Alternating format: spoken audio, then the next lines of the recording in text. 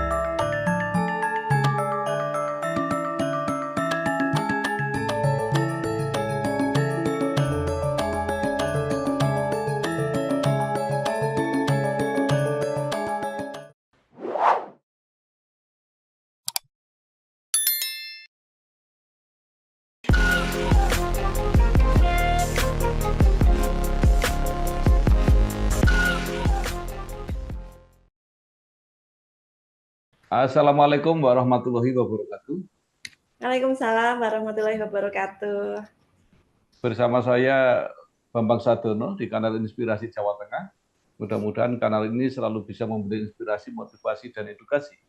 Kami sedang mempersiapkan beberapa video wawancara untuk ikut memantau dinamika pilkada kabupaten kota, termasuk pemilihan bupati dan wakil bupati Kabupaten Kendal periode 2024-2029.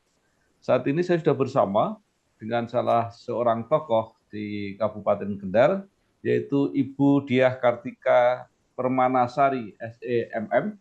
Beliau saat ini adalah anggota DPRD Provinsi Jawa Tengah. Apa kabar Bu Tika? Alhamdulillah baik Pak Sadono. Iya, baik. Ibu Tika ini lahir di Purworejo 4 April 1967, menyelesaikan D3 di Akademi Manajemen Perusahaan YKPN Yogyakarta, kemudian S1 di Unisula Semarang dan S2 di Universitas Diponegoro. Mengawali karir di perusahaan finance di Jakarta, kemudian karir di bidang politik, bergabung dengan PDI Perjuangan, saat ini menjadi Wakil Ketua DPD PDIP Jawa Tengah, juga anggota DPRD Provinsi Jawa Tengah, dan terpilih kembali pada Pileg 2024. Nah, Bu Tika, kalau mungkin dalam perjalanan karir ada yang terlewat, bisa dilengkapi, monggo silakan. Ya, sehat. Nggih, matur nuwun Pak Bang Sadono untuk undangan pada pagi hari ini. Nggih, tadi sudah disampaikan Pak Bambang Sadono. Sekarang saya memang sudah menduduki anggota DPRD untuk periode 2014, mulai 2014, kemudian lanjut 2019, dan alhamdulillah untuk 2024 ini masih terpilih di Dapil Jateng 2. Ya. Baik, Ibu terpilih menjadi anggota DPRD Jawa Tengah lagi periode 2024, tapi Ibu juga mendaftar untuk mencalonkan sebagai Bupati Kendal. Apa yang melatar belakanginya? Iya, sebagai anggota DPRD Jateng Daerah Pemilihan Jateng 2, itu yang meliputi Kabupaten Kendal, kemudian Kabupaten Semarang, dan Kota Salatiga. Namun selama ini saya lebih banyak fokus di Kabupaten Kendal. Kemudian saya melihat banyak sekali potensi-potensi di berbagai bidang yang ada di Kabupaten Kendal yang masih belum bisa dimaksimalkan. Sehingga saya tergerak untuk lebih fokus memperhatikan peluang-peluang yang ada di Kabupaten Kendal yang tentunya untuk kemajuan Kabupaten Kendal. Dan didasari hal ini, saya berniat untuk ikut mencalonkan diri dalam Pilkada Kendal 2024 ini, ya tentunya agar supaya bisa lebih memaksimalkan dalam bekerja, lebih fokus untuk Kabupaten Kendal karena nantinya kalau di eksekutif tentunya lingkupnya khusus Kabupaten Kendal dan sehingga niat saya untuk lebih memperhatikan memajukan Kabupaten Kendal bisa terwujud.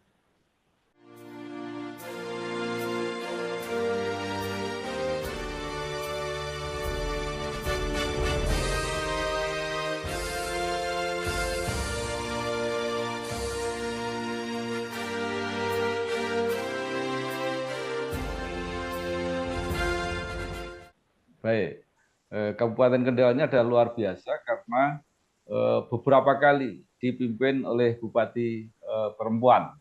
Ya. Jadi menarik saya kira Bu Tika. Nah, ya, Ibu mendaftar di PDI Perjuangan. Apakah kursinya cukup untuk mendukung mencalonkan sendiri tanpa koalisi? Ya, untuk pemilu 2024 kemarin ini memang kebetulan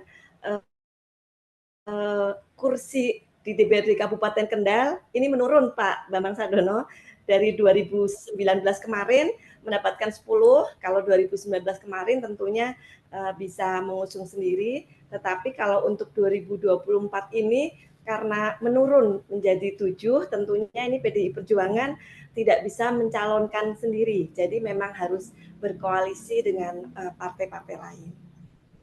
Ya, nah apakah sudah ada pembicaraan mengenai koalisi atau Bu Tika juga sudah mendaftar di partai lain?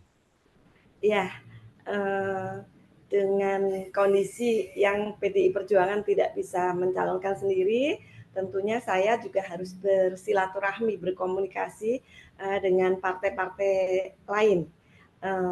Saya kemarin ini Bismillah sudah mendaftar di 4 partai politik ditambah 1 karena satu partai memang tidak menerima pendaftaran, tetapi sudah melakukan silaturahmi dan kemudian nama saya sudah dicatat di partai tersebut. Jadi otomatis saya sudah melakukan pendaftaran ataupun bersilaturahmi politik dengan 5 partai politik yang ada di Kendal. Dan ini nanti kedepannya insya Allah akan melakukan kembali ke partai politik yang lain.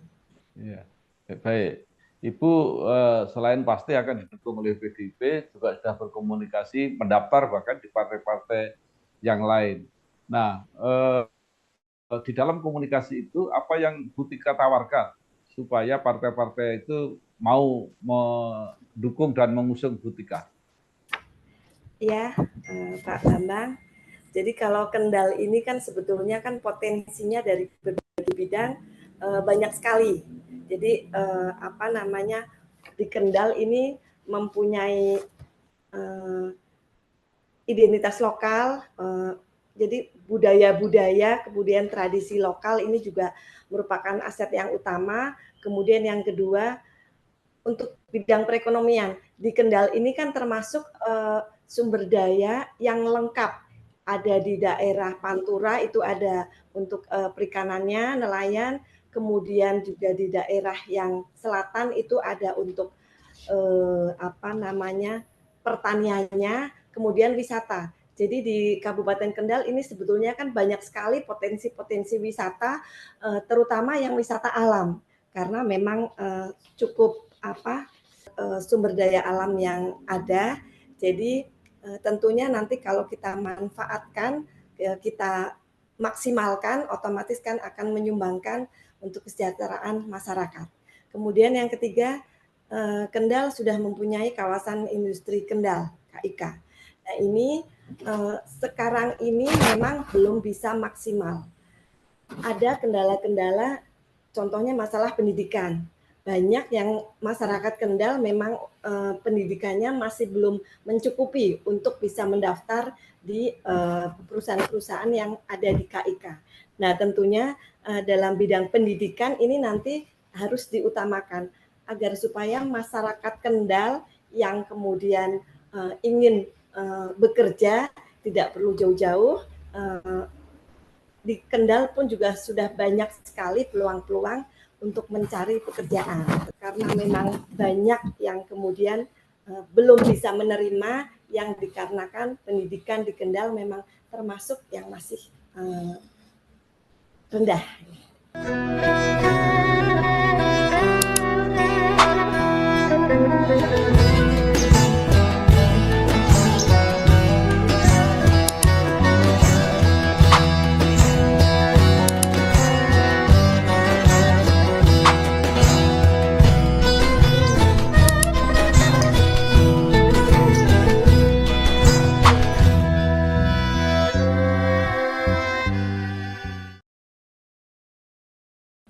Ya, baik.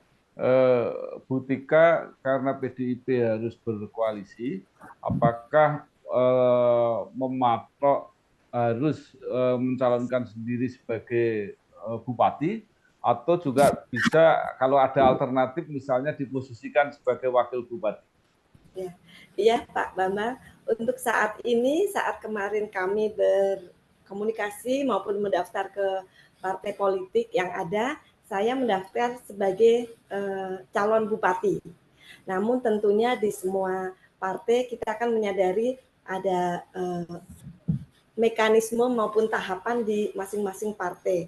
Nah, tentunya nanti hasil akhirnya juga saya menunggu keputusan dari masing-masing partai. Menurut Bu Tika, mungkin sudah banyak sekarang bermunculan calon-calon yang mempersiapkan diri menjadi bupati atau wakil bupati. Nah, itu siapa saja yang sudah mulai kelihatan? Ya, untuk saat ini yang sudah mendaftar tentunya sudah ada beberapa nama calon. Tetapi memang di Kendal ini, kalau di kabupaten lain mungkin sudah banyak ya yang mulai masang-masang baliho, memperkenalkan diri untuk sosialisasi sebagai calon ataupun bakal calon bupati maupun bakal calon wakil bupati. Tetapi khususnya di Kendal ini sama sekali belum ada yang mulai memasang baliho maupun spanduk yang mencalonkan sebagai kepala daerah. Jadi nama-namanya juga sementara baru rumor ataupun yang sudah mendaftar di masing-masing partai. Dan saat ini tentunya yang baru muncul ya untuk incumbent-nya aja Mas Diko itu. Karena kita ketahui bersama Mas Diko ini kan baru 1 kali menjabat, dari pihak partainya juga untuk periode 2024 ini masih mau mencalonkan sebagai Bupati Kendal. Baik, jadi karena incumbent akan mencalonkan diri lagi, membuat para pendatang baru agak gamang, seperti itu. Ya, mungkin saja, tapi mungkin juga belum masing-masing calon yang berniat mendaftarkan mungkin masih menunggu dari hasil keputusan partai politik masing-masing. Karena kita ketahui bersama untuk mekanisme maupun tahapan di masing-masing partai ini tentunya nanti keputusan akhir di DPP. Ya, baik. Tapi kan juga ada informasi bahwa petahana Kendal ini, Mas Diko ini, juga mempersiapkan diri untuk mencalonkan di Jawa Tengah. Mendengar dan melihat, karena saya keliling di seluruh Jawa Tengah di saat menjalankan tugas dari DPRD provinsi, itu memang sudah banyak ada baliho maupun spanduk Mas Diko yang bertuliskan untuk Jawa Tengah lebih baik ya. Tetapi ya kita semua tahu, karena semuanya nantinya tentunya keputusan dari DPP yang akan turun itu bagaimana akhirnya kita masih menunggu bersama-sama. Baik. Nah, kalau Ibu nanti jadi maju, kira-kira apa persoalan Kendal 5 tahun mendatang yang paling mendesak harus ditangani? Ada beberapa hal nih yang harus ditangani. Jadi sebetulnya kan sumber daya alam di Kabupaten Kendal memang itu sudah lengkap sekali, baik itu dari bidang pertanian, kemudian di bidang pariwisata, kemudian di bidang nelayan, kemudian industri, kemudian juga UKM. Nah, ini tentunya apabila kita maksimalkan, tentunya saling terkaitan satu dengan yang lain. KIK ini dari perjalanan sampai dengan sekarang memang masih belum begitu maksimal. Nah, waktu itu pernah saya kunjungan juga dalam rangka dari DPRD Provinsi Jawa Tengah. Waktu itu kami di Komisi B juga sempat juga ke perusahaan-perusahaan tersebut agar supaya memprioritaskan warga masyarakat di Kendal. Tetapi kemudian disampaikan dari perusahaan tersebut karena bagaimanapun untuk masuk di perusahaan ada standarnya sendiri dan banyak beberapa dari warga masyarakat yang mendaftar memang pendidikan yang belum begitu tentunya memang ini di bidang pendidikan pun juga harus ditingkatkan kualitasnya. Jadi menyediakan pendidikan yang berkualitas yang merata dan inklusif bagi generasi muda Kabupaten Kendal dengan mengutamakan pembelajaran yang relevan dengan kebutuhan lokal. Ini tentunya nanti berkaitan untuk lapangan pekerjaan lebih mudah di wilayah Kabupaten Kendal.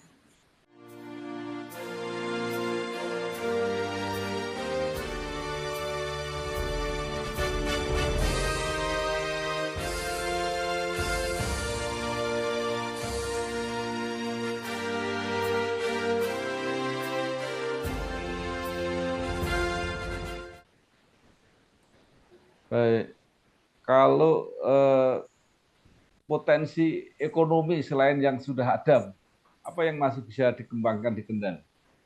Ya, di Kendal untuk potensi ekonomi UKM yang ada itu, tetapi memang banyak sekali terkendala masalah pemasaran. Jadi saya kebetulan di DPRD Provinsi Jawa Tengah duduk di Komisi B yang membidangi juga di bidang koperasi dan UKM. Untuk sektor UKM ini sebetulnya banyak sekali, tetapi memang banyak sekali para UKM ini yang kemudian mengalami kendala dalam bidang pemasaran. Jadi makanya untuk kegiatan-kegiatan yang menyangkut UKM seperti contohnya pelatihan-pelatihan, utamanya pelatihan penjualan online, karena kita tahu bersama sekarang ini kan penjualan online meningkat tajam. Jadi masih banyak sekali para UKM yang dalam bidang IT-nya ini masih belum terlalu menguasai. Nah, ini tentunya nanti diharapkan apabila dari pemerintah Kabupaten Kendal juga memprioritaskan untuk kualitas SDM para UMKM di Kendal, ini tentunya nanti akan ikut mengangkat kesejahteraan masyarakat di Kendal.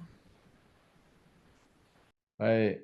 Nah, kemudian terakhir, apa yang ingin Ibu sampaikan kepada masyarakat Kabupaten Kendal supaya memberi dukungan kepada Ibu sehingga bisa dicalonkan oleh partai-partai dan pada akhirnya bisa terpilih menjadi Bupati Kendal. Monggo, Bu.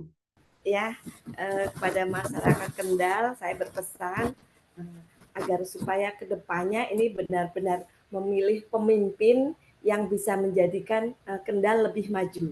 Jadi Pak Bambang Sadono ini untuk kondisi perpolitikan sekarang, terutama nih di pemilu 2024 ini. Kemarin kita baru ketahui bersama melakukan pemilihan legislatif. Pemilu 2024 ini kan memang luar biasa untuk kos politiknya ini.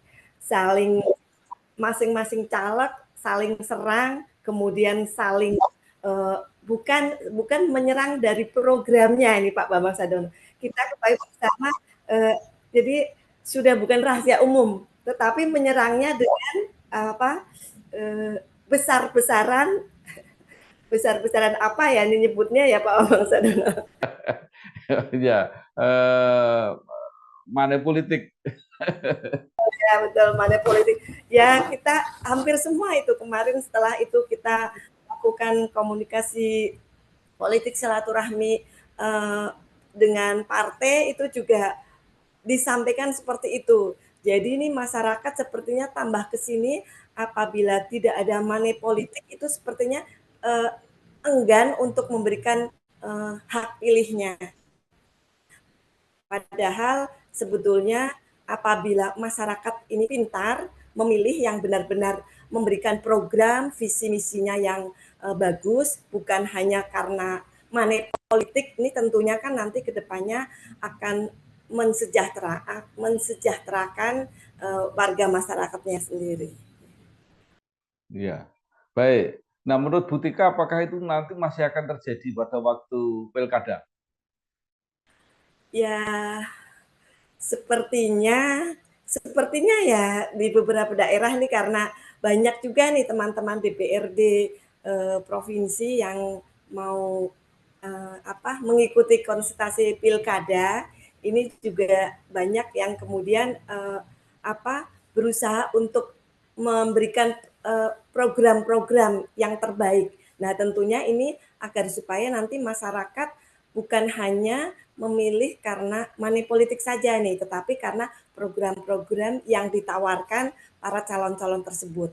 Nah, dan juga kami juga saat sosialisasi di lapangan sering juga kami memberikan pembelajaran, pemahaman bahwa sebetulnya apabila para masyarakat ini yang memilih tetapi hanya mengandalkan money politik, biasanya kan saling besar-besaran ini, tetapi tidak kenal dengan calonnya.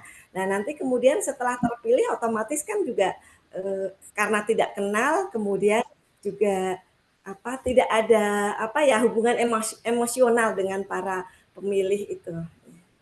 Ya. Baik, terima kasih sekali Ibu Diah Kartika Permanasari SEMM, anggota DPRD Provinsi Jawa Tengah yang mempersiapkan diri untuk berjuang dan mengabdi bersama masyarakat Kabupaten Kendal. Mudah-mudahan tercapai dan benar-benar bisa menjadi harapan masyarakat menyelesaikan persoalan-persoalan 5 tahun mendatang. Terima kasih Bu Tika, sukses. Ya, atur nuwun Ya, Pak Sadono. oke, sami-sami. Wassalamualaikum warahmatullahi wabarakatuh. Warahmatullahi wabarakatuh.